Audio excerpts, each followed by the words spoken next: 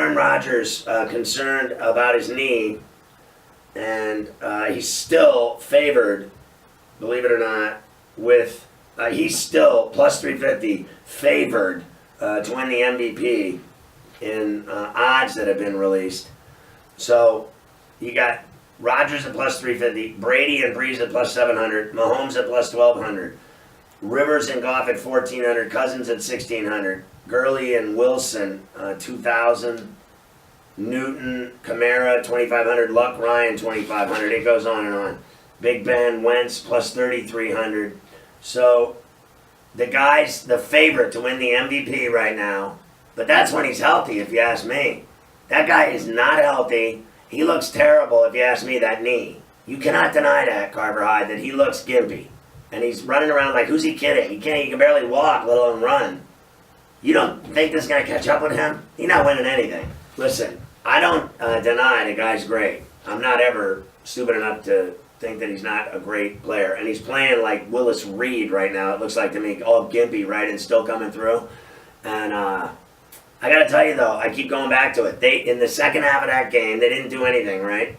And they let Minnesota come back on him with 22 points down, right?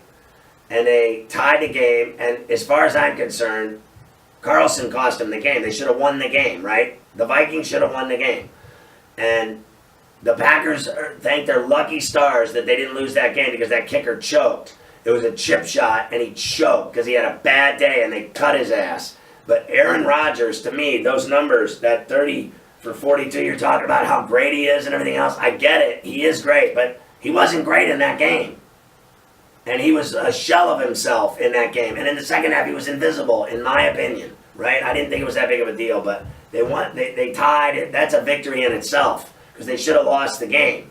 But I'm not buying that he's going to be fine and everything's gravy and there's nothing to worry about, and then all this other nonsense like relax and just chill out. And listen, if the guy can't move and he's gimpy and he can't run and he's just playing on one leg, I am telling you, bad news is coming. It's only going to get worse. All it takes is one shot, one hit to that leg, he is finished. And don't tell me that when they play the Bears in Chicago, right?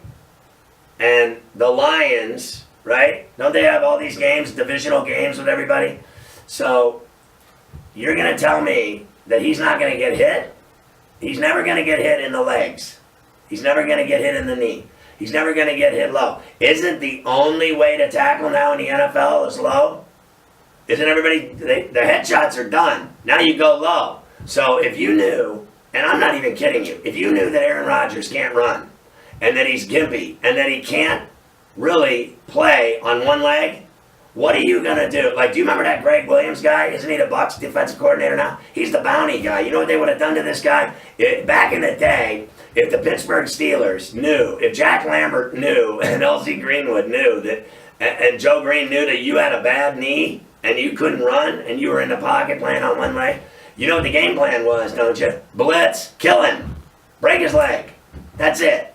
Tackle him in the knee, his season's over, finished, he'll be in an operating room and he'll be back in a year. Mark my words, if I'm playing NFL, and people laugh all they want at what I just said, but don't tell me there aren't guys knowing full on, if you want to beat the Packers, you take him out. That's it. Because they're no good without him.